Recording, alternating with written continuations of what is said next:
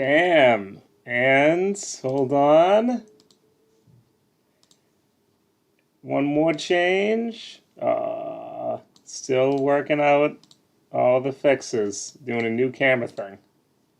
Grab the photo. Thank you. Bam. Doing big screen today. Hello. Good evening. Today is still June 1st, 2021. I'm your host, Evan George, and welcome to Bostopia Nightly News, is what I'm calling it, where I give you the evening rundown, a little bit more of a live show. So the headlines for today is some new revelations ongoing in whether or not Kim Janey will fire disgraced and suspended Boston Police Commissioner Dennis White. Soul-crushing traffic is back. Should Massachusetts continue to dump pesticides that are dumping even more forever chemicals, possibly in our drinking water?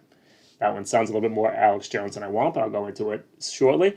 And Secretary Sutters went against public health recommendations in Massachusetts' bus rollout. So if you are joining on TikTok, they still will not let me stream via this camera yet. However, those permissions are in the works. That's why I'm looking up and not at you. I recommend you switch over to Twitch, YouTube, Facebook.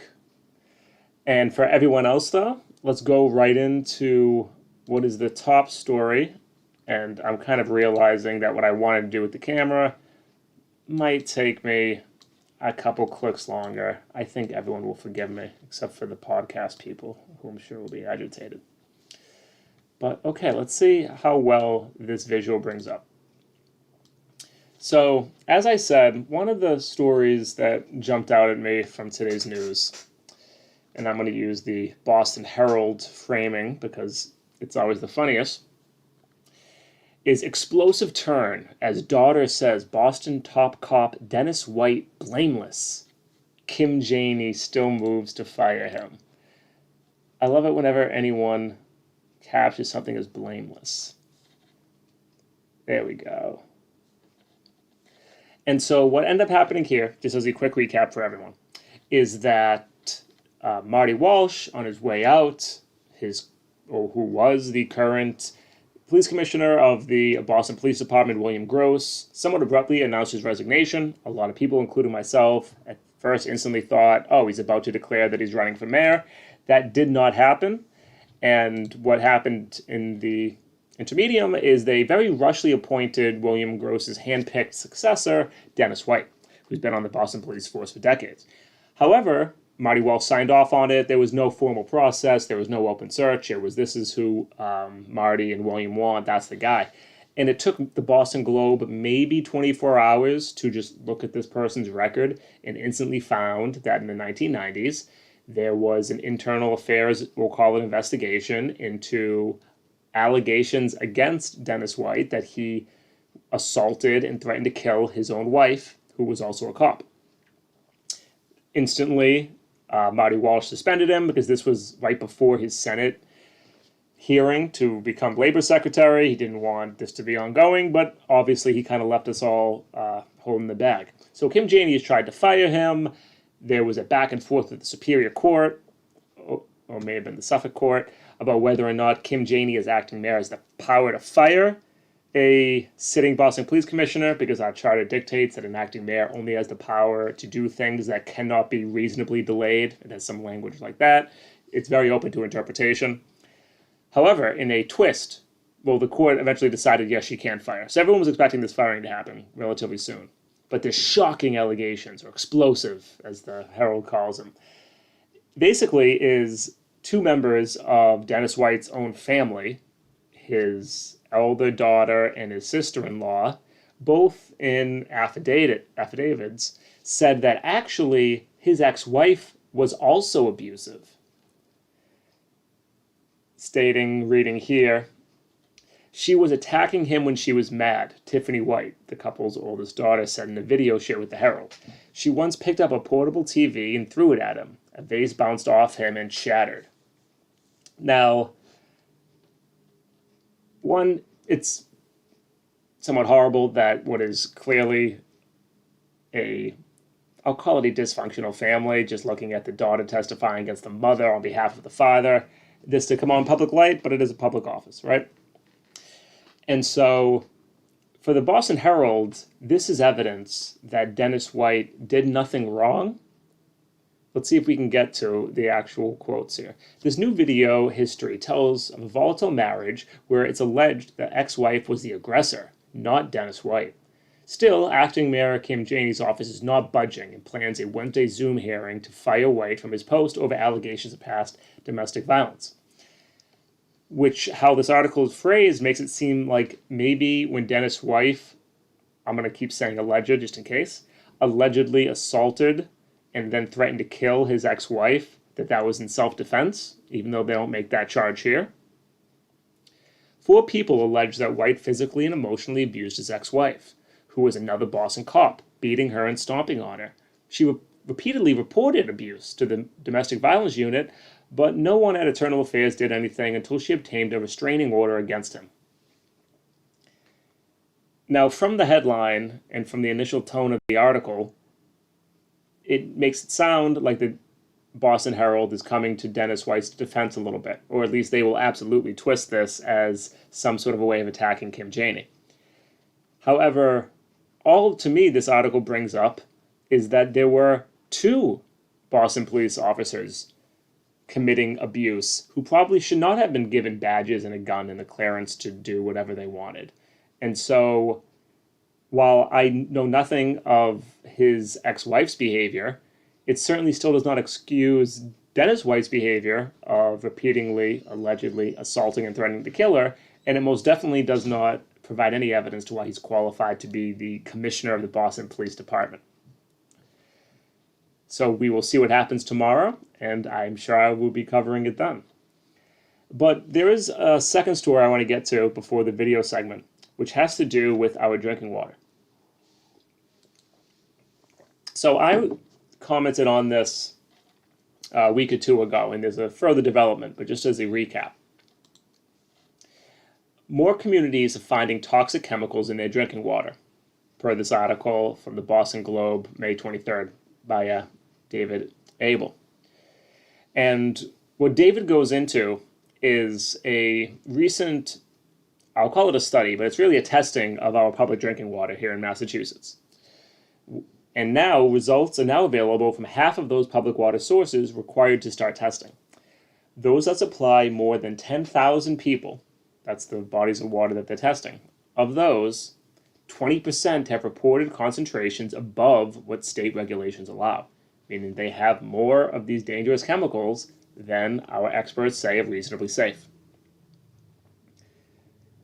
Now, I'm going to read you the list of towns in a few moments, but having these chemicals, which the acronym is PFAS, otherwise known as forever chemicals, have been linked to a number of disastrous health effects, such as cancer, compromised immune systems, and, as the article says, a range of diseases.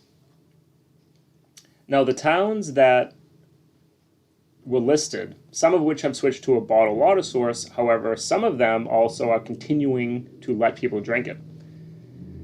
Among the communities still delivering water with elevated PFAS levels are Acton, Ayer, Dudley, Easton, Holbrook, Natick, Randolph, and Wayland. And I recommend, if you or anyone you know lives in those areas, make them aware of this. If they have the means to do so, buy some sort of a filtration system.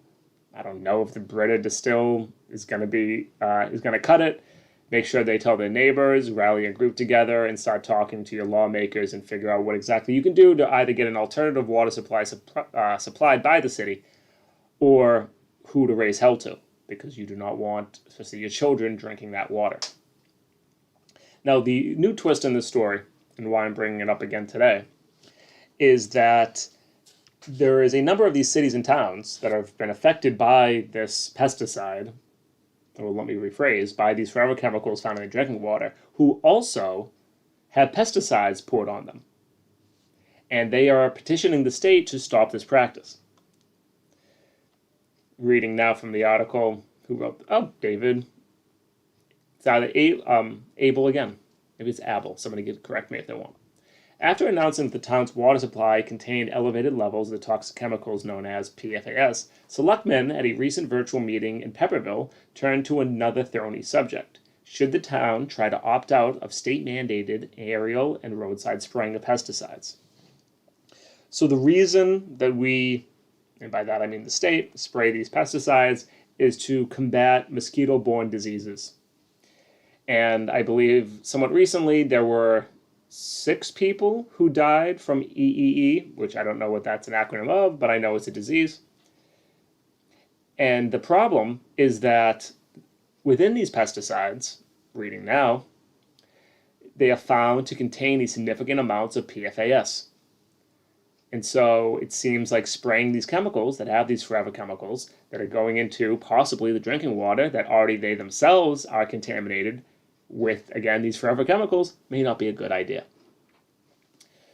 So soon afterwards, selectmen in this town along the New Hampshire border voted to make Pepperville one of at least 13 municipalities in Massachusetts to take advantage of a new law that allows communities to request the state's permission to forego pesticide spraying. Now, I am not enough or at all of a public health expert to tell you whether or not we should be spraying pesticides to combat mosquito-borne illnesses. I'm going to read now from Julia Blatt, the Executive Director of Massachusetts Rivers Alliance. I have yet to be convinced that blanketing the state with pesticides is a good public health strategy. It seems crazy to me that we're asking water suppliers to spend millions of dollars to remove PFAS from public water supplies to make them safe, while continuing to spread pesticides, some of which we know contain PFAS. Now, I agree with that rationale. Looking at now,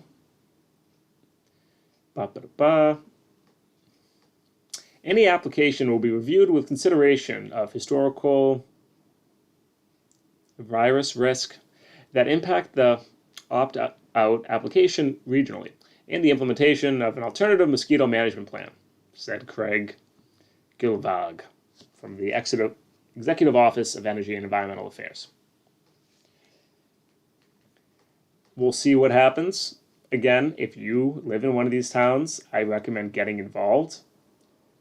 And David ends, let's see, the communities that are asking for this waiver are Pepperville, as I mentioned before, Ashby, Irving, Gill, Gloucester, Greenfield, Harvard, Montague, Orange, Pittsfield, Plainville, Wendell, and Whately. Somebody can score me about how well did I pronounce the Massachusetts towns. So, very alarming. If at a minimum our state government cannot provide safe drinking water, you can consider that an F, or maybe a failed state. I think at the smallest bar to clear is, can you make sure that water runs from the faucets? That's generally one of those things which measure how well of a state you're operating. But I can most certainly say that our lawmakers are not acting with the sense of urgency that forever chemicals in our drinking water you would reasonably expect them to. So, let's transition now, unless some people have questions on the TikTok, feel free to drop them. Also, the Boston Celtics are on, so I'm going to look for a quick scoring highlight, though I'm not even wearing the hat, which kind of shows you how much I do not care about this team or this season. There was a recent, I'm going to play with the lenses a little bit more. There was a recent forum held by the Boston Teachers Union, who we love here. I would pay so much if somebody can explain to me why it does that. Let's try to get this. I'm going to minimize myself. All right, that way we can kind of see everyone. No, I'm still going to minimize the screen. You can all bear with me. This is why we're in soft launch. No, I don't think there's any way I'm going to be able to fix this. All right, I'm going to go to that side. Here we go. Okay. And again, this was from earlier this week, maybe Friday of last week. Boston Teachers Union. I have a couple questions laid out. Let's see how well one of our future mayors, or I guess all of our future mayors, whatever. Let's see how well the candidates answer these questions.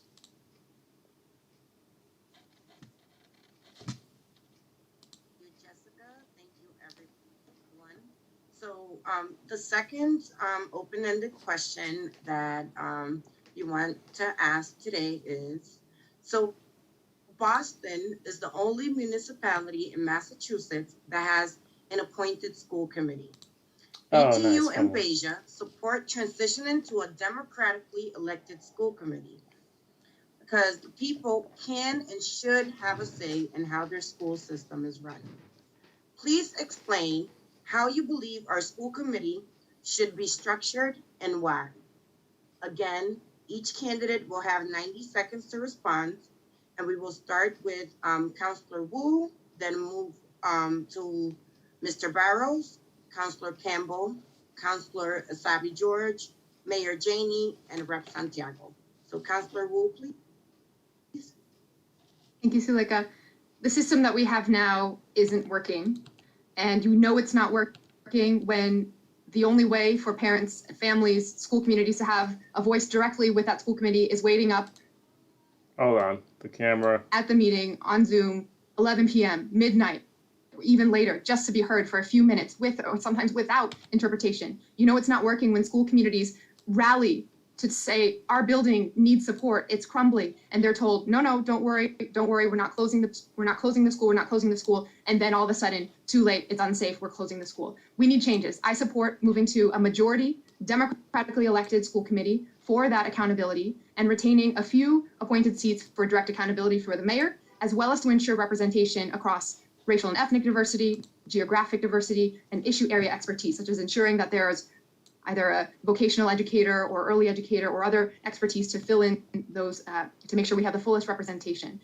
That is a long-term project of moving through charter change and ballot initiatives, and I pledge to get that going and get that done. In the short term, the mayor could immediately commit to a more democratic appointed system where seats are appointed, designated to stakeholder groups who run their own elections. Let the citywide parent council elect a seat. Let the teachers elect a seat. I'll make sure to do the short and the long-term change. Thank you, Councillor Wu. Next, we'll All right. So I do not understand why people want a hybrid model, because the premise of right now our model that we have here for a appointed school committee where we don't get to vote on the people is basically the mayor gets to pick, and everyone, myself included, wants to move towards a more democratic school committee where we get to vote for members of it like we used to. I think it was like the early 90s was like the death blow of when we officially stopped doing that practice. For everyone else, they are recognizing that we want more democracy, we want a representation. However, they all seem to want to put a limit on that, to say, well, we all recognize that democracy is good, we want to vote. However, we're not going to have it 100%. We're still going to allow some other factions or groups to go outside of the democratic process to appoint people. I don't know why the mayor needs to have an appointed. I don't get why that makes the mayor more accountable for that person. I mean, we have an election for the mayor that serves as its own accountability metric. The more appointed positions you have, the more obfuscated it is for blame. That is why you need to elect people directly. I also do not know, and wish Michelle went further into some appointed for different groups. I am assuming she doesn't mean like identity groups. I mean, so what factions will get to have their own process outside of a democratic election? None of it makes sense. It's either you stand for, we need to have more democracy in our school committee, therefore we should elect them, or we should have less democracy and it should be maintain the current system, which is appointed. The halfway measure does not compute, and I don't know why everyone's so afraid of it. But let's listen. have Mr. Barrows. Thank you, Suleika.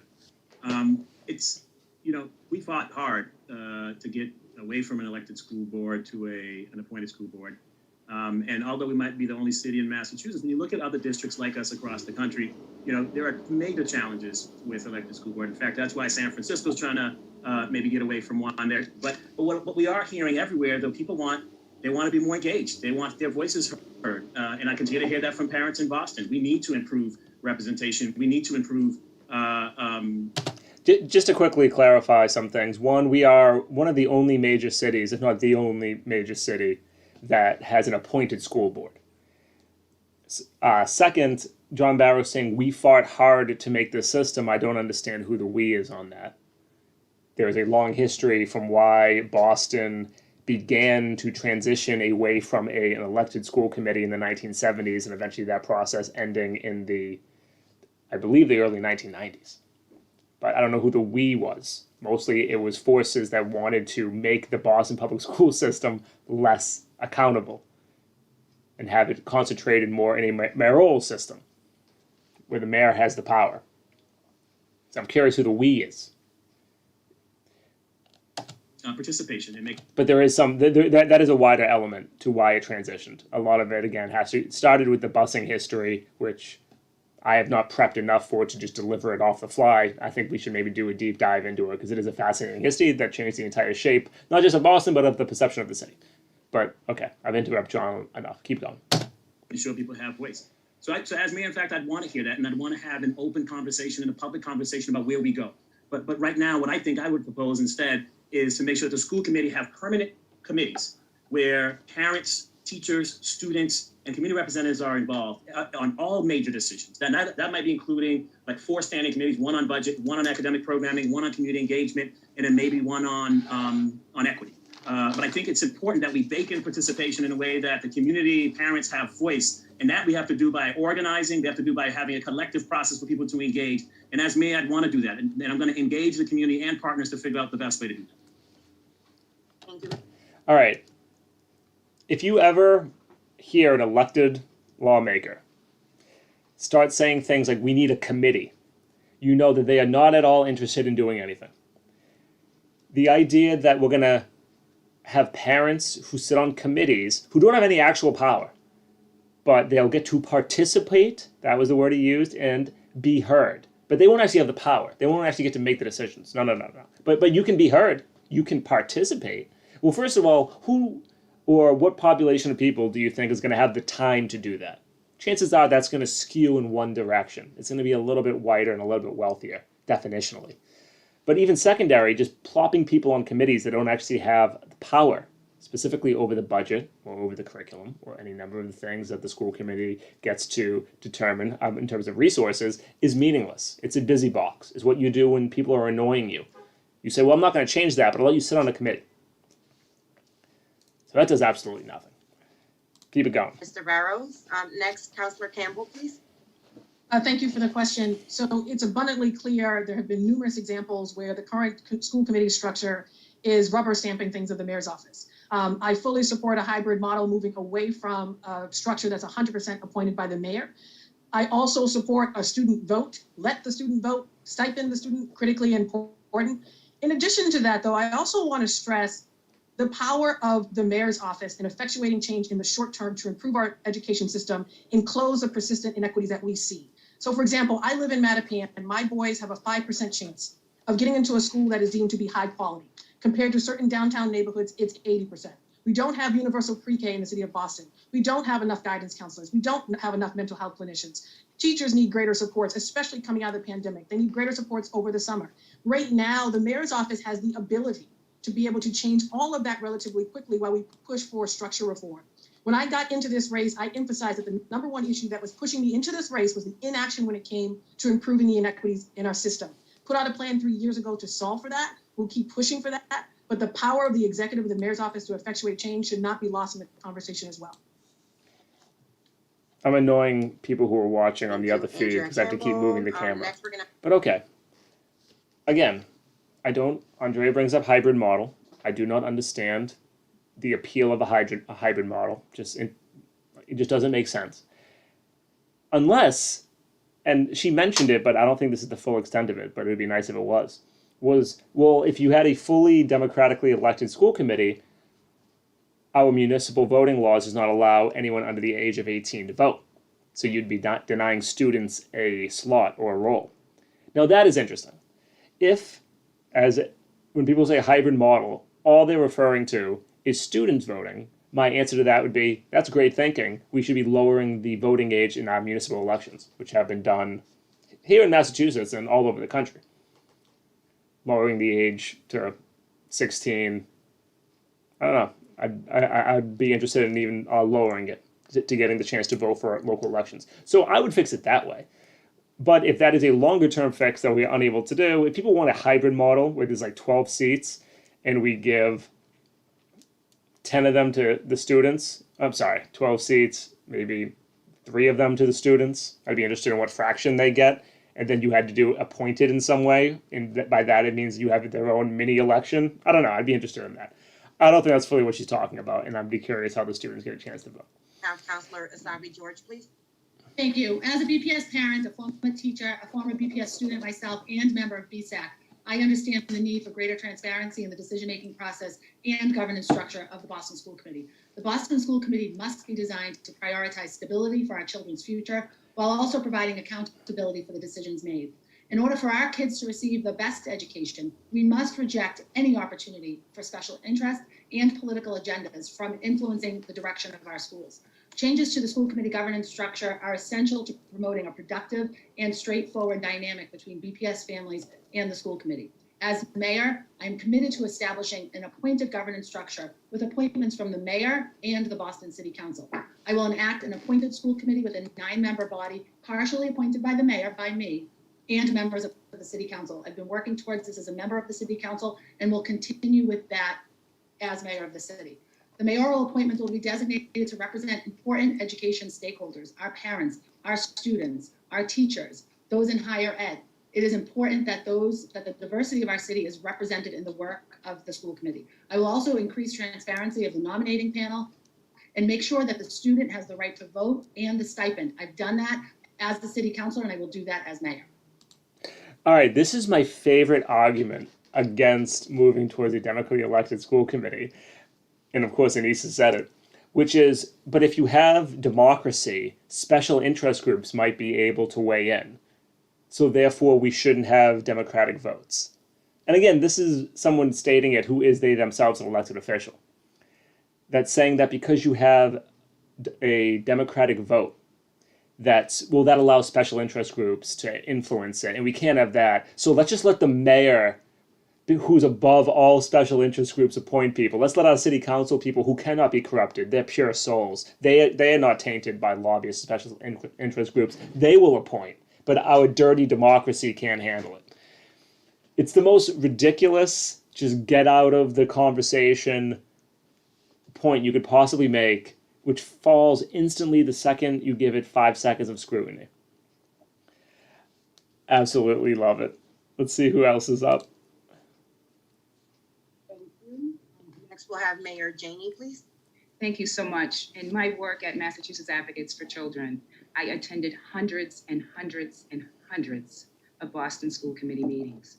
I understand the frustration that so many parents, students, and advocacy groups and all of those who are fighting for a better education face when it comes to not having their voices heard. I am proud of the work that we've done to create an ELL task force that was under the advocacy that I did at Mass Advocates for Children. That is a school committee task force, as well as one on inclusion, as well as the most recent, which is the Opportunity and Achievement Gap Task Force. I believe that there does need to be more representation through an elected school committee, along with appointed members from the mayor. The mayor must have a direct accountability. As the person who controls the budget, I believe that our students need not only a voice, but a vote, and there should be more than one student on the Boston School Committee. Right now, there is only one, and that student does not have a vote, does not get a stipend.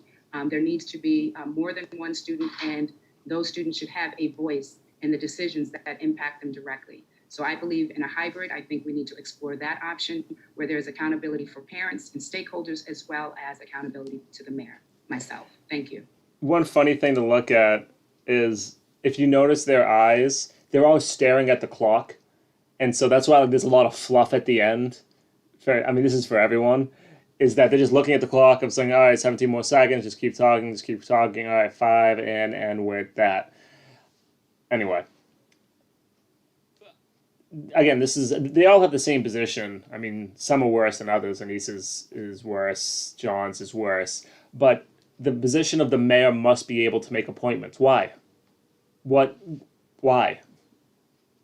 like elaborate on that point. Why is it necessary that this is taken out of the hands of the voters and the mayor gets to make appointments for the school committee? Anyone else that we didn't hear from? And last but not John. least, Representative Santiago, please. Great. Thank you for the question.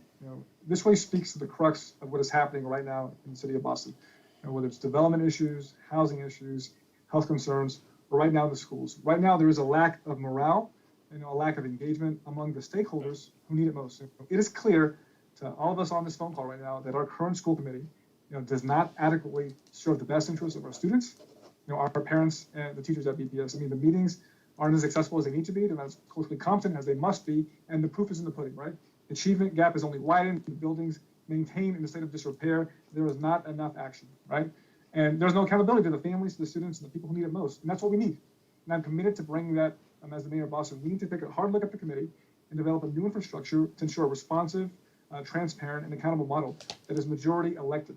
And to that end, I'm going to fight for a Finally made up of majority elected representatives, because we need to make sure that those making decisions are held accountable.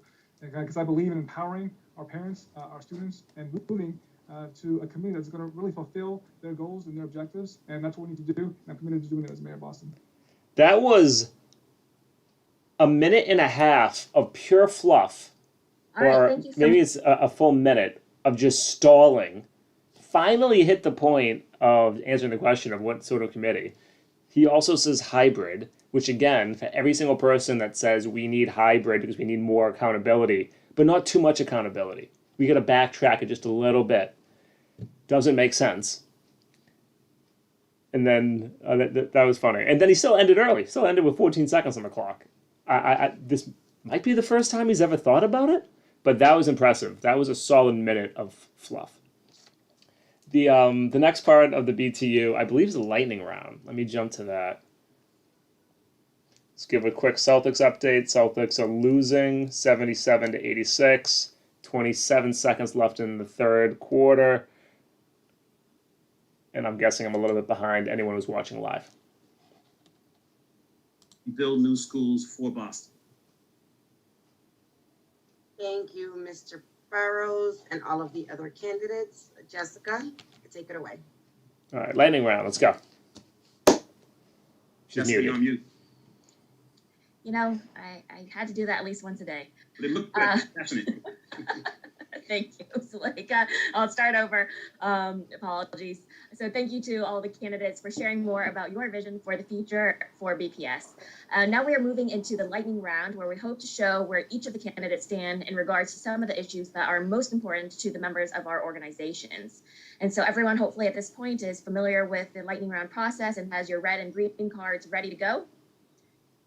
And if everyone is ready, then we will get started. So Zuleika and I. All right, they keep changing the camera setup on me, and I want everyone to be able to see what everyone does. All right, I'm now down in this little corner. We'll be alternating. So the first question, and we do need everyone's cameras on. Don't mess with me. Oh, see, oh God. Do you support having a voting student member on the school committee? Everyone will say yes.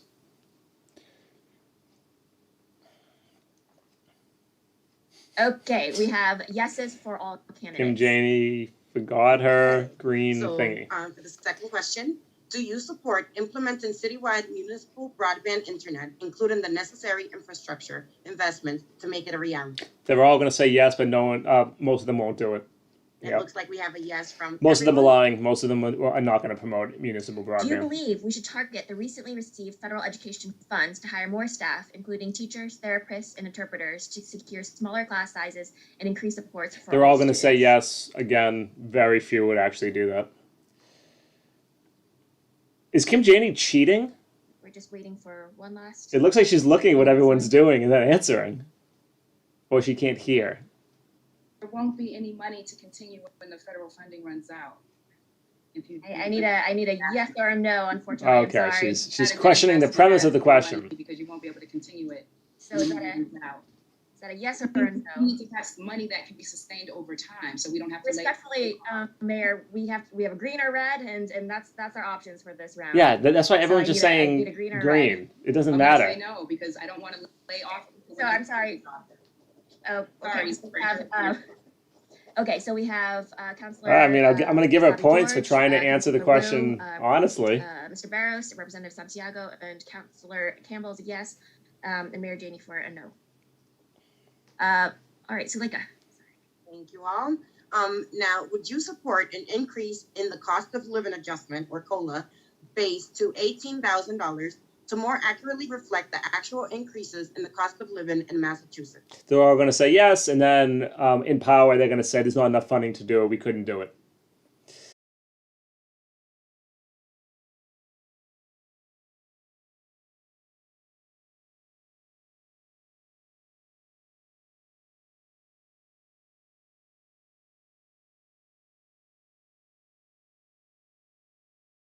Requirements and geographic diversity. Do you support a similar plan moving forward? They're all going to say yes. Oh, wait, did I not understand the question? Let's go back. Jessica, can you repeat that? Sure. Is for every student to have access to ethnic studies as part of their curriculum. Yeah, this was the one they all said yes to. Looks like we have a yes from all the candidates. What's the We question? now have a temporary admissions process for the 3 selective BPS schools that Oh, are I didn't understand the question. high academic achievement requirements and geographic diversity. Do you support a similar plan moving forward? All right, I get to talk about this one. So, Boston has 3 exam schools, which are what they sound. Basically, the students need to take a test to qualify them to get into these schools. It basically just allows for racial segregation without actually explicitly saying it. It basically allows different class segregation. It splits and tiers our public school system into different levels, 99 times out of 100, segregating them along really the wealth, the race, the X of the parents. And then that like weeds into allowing these students not have to go to the falling apart public schools. They get to go to the 3 good ones, right? They should be completely abolished.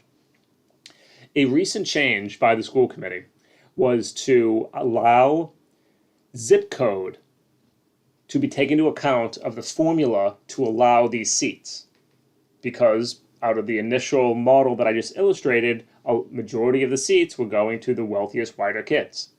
Because that is all standardized testing shows you, is basically the income of the parents. Other than that, it's a useless tool. The recent change, which was challenged in court, which lost, was to say, no, you can use zip code. So now students in Mattapan and Roxbury and Dorchester can get more seats. So the question is, will you continue that policy? And this is why the more conservative members running for mayor are going to say no. Because we want these only few great high schools, and even that is being a little bit unfair, but I'm using the premise of what an exam school is. These schools are just for the rich and white kids. We can't have all the other ones being there. So this is why the more conservative are against it. And I'll pause so I can... Jessica, can you? Okay, yeah, Anissa, instant no. John, a no.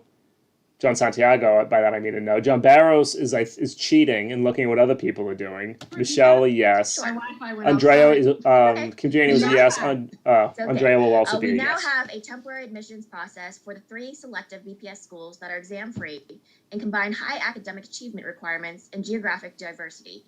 Do you support a similar plan moving forward? What? Andrea's a We no? have 2 yeses from Councilor Wu and Mayor Janey, and 4 noes from Councilor Whoa. George, Councilor Campbell, Representative Santiago, and Mr. Barros. Andrea, no on zip codes. Wow. Would you commit to working with community members? She's and trying to find that legislators lane. to significantly reduce the amount of time that our students spend on standardized testing? Yeah, this is one of those things that they're going to say Looks yes, like but I no, have I'm yes not going to from do that. all the I candidates. mean, they just showed how much they love standardized And testing. building off of that question, Everyone- do you support the elimination John, of MCAS in Andrea, and then Massachusetts? Anissa, I'm going to yell at them for a second. In the vote they just took, basically said standardized testing is awesome. We need more testing. We need to really just hierarch these kids. We need to really figure out who is where, who's on top, who's on the bottom, who gets the resources, who doesn't. And now in that next question, oh no, yeah, no, you know what? I agree. Sandra, we test too much our kids. Come on, you can't support an exam school policy the way that they just did, and then the next question say, you know what, we test too much. That is BS. Graduation requirement. I didn't even hear it. It doesn't. I'm gonna assume it was a soft question. Okay, John Santiago. No, I gotta go back, John. You make me go back. John Santiago said no. Okay. Okay, looks like I have a yes. What was this from question all the now? candidates again. And building off of that question, do you support the elimination of MCAS as a Massachusetts graduation requirement? Oh, okay. I'm surprised they were mostly no. I don't believe you, Anissa and John Barros. John Santiago, again, I mean, it should be abolished. At least he's having some integrity. Andrea's questioning it. She just went yes and then no. Okay, we have, Andrea with testing. What is sorry, going on? Yep, there we go. Okay, we have 4 yeses and 2 Wow. noes. The 2 noes are Representative Santiago and Councillor Campbell, and the 4 yeses are Mr. Barros, Councillor Sabi George, Councillor Wu, and Shocking. Mayor James. Shocking developments. Would you limit the role of private foundation, philanthropists, and privatizers from influencing policymaking and priority They're all setting going to say for yes. the Boston Public Schools, and instead prioritize direct stakeholder input? Who's going to say no? I'm going to highlight have private yes. interest. Again, from all the candidates. I mean, most of them will, but Given the recent decisions to give the McCormick Schools green space and the Rogers School to private developers, will you commit to prioritizing using BPS properties for BPS purposes? I mean, they're all going to say yes because what it means to That's a yes prioritize from something all. is different than actually doing it. Moving along. Mayor Walsh committed to an additional $100 million of city funds for BPS over the next 3 years to make up for the state disinvestment in education. Would you support maintaining or expanding that investment? They're all going to say yes. No one's going to say. I already did. I'm your mayor. I've already done that. It's in your FY22 budget. Thank you. Thank you. We have a yes from all the candidates. Would you support giving access to non-citizen BPS graduates access to tuition-free community college plans? Ooh, this will. Ooh, very surprised Yes by from all candidates. everyone said yes to that. I call BS. We should remove police officers from school buildings. All right, here we go. They had a big debate about this that I covered. Anissa's a no, John's a yeah. So, should we remove Boston police officers from school buildings? The correct answer is absolutely yes. People who get this wrong is, of course, Anissa, Sabi George, and John Santiago. So that is a yes. Oh, from so then- Mayor Kim Jane. It's funny.